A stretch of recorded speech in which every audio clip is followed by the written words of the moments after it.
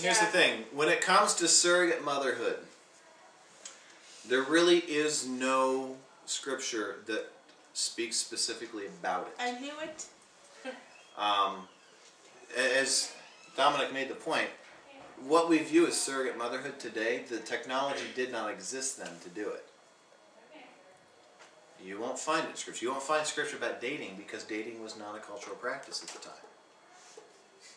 But what we have to do is we have to memorize scripture, we have to read it, immerse ourselves in it, and learn the principles behind it. You guys made some good points over here. Mary, in essence, was a surrogate mother, but that wasn't how God intended it. But God didn't intend Mary just to be a surrogate. God intended her to be his mother. She got to keep him after he was born. The key thing in surrogate motherhood is once the child's born, you don't get to see that kid anymore. Sit back, whatever you're doing. Typically. Mary got to keep her child, and she got to raise him. So it wasn't a true surrogate mother situation. Hagar and Ishmael. Great points over here. God told Abraham he would have kids. He would have children as numerous as the stars in the sky, as numerous as the sands on the beach.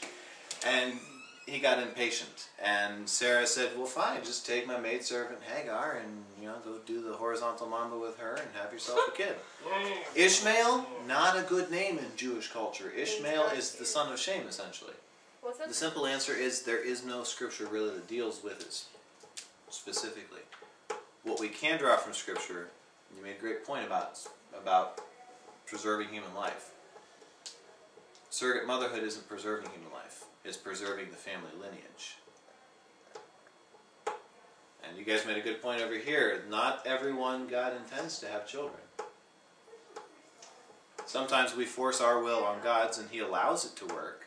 The answer to this question is we don't know. From my reading and understanding of scripture, I would say it's not something God desires to happen. And here's why. Now, remember, I said based on my reading of scripture and my understanding of scripture and God's character. A, he doesn't give everyone the same things. He's very clear that he gives some people gifts, some people marriage, some people kids. He's clear on that. He doesn't intend everyone to have everything that everyone else does. Some people he may not have created to have children. Well, that's not entirely true.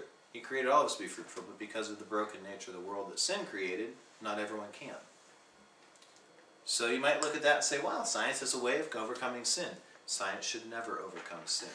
Only God can overcome sin. So God doesn't intend everyone to have the same thing. That's one reason I look at that and say that. Two, when we start, and by the way, yes, surrogacy today does not require a husband to go out and get freaky with another woman. It's pretty much a turkey baster type of thing. The science behind it is fairly sterile, but you're still playing God.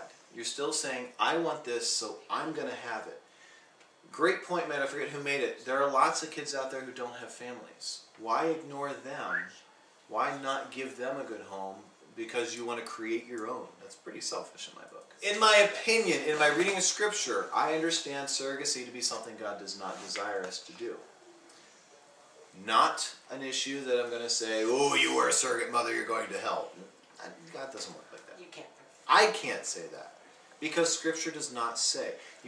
Scripture silent on this, which means two things. One, it means that scripture did not encounter this when it happened. It still gave the principles to understand and pull from, like I did. But it also means that you cannot walk up to someone and say, you're going to hell because this is wrong. God says so. God does not say in scripture that you are going to hell if you're a surrogate mother. He doesn't say you're going to heaven if you're a surrogate mother.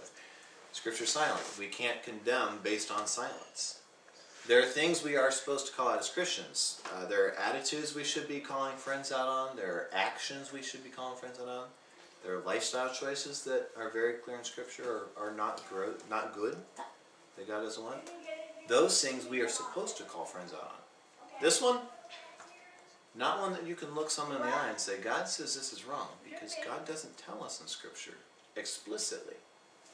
We can only draw our own inferences from what it says. But you shouldn't play.